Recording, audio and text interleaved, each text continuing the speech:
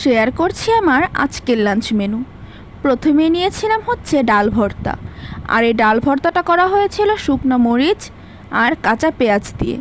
আর এই ডাল ভর্তাটা ছিল আমার খুবই পছন্দের। তো ডাল ভর্তা দিয়ে খেয়ে নিয়েছিলাম হচ্ছে ইলিশ মাছ, আর এই ইলিশ মাছটা করা হয়েছিল সরষে বাটা দিয়ে। আর হ্যাঁ, এটা কিন্তু আমার খাওয়া বছরের প্রথম ইলিশ, আর ইলিশ মাছ আমার খুবই পছন্দের। তোমরা কে কে ইলিশ মাছ খেতে পছন্দ করো অবশ্যই কমেন্ট করে জানাবে। আর হ্যাঁ, ইলিশ মাছটা কিন্তু ছিল খুবই টাটকা, ছোট ইলিশ ছিল এটা।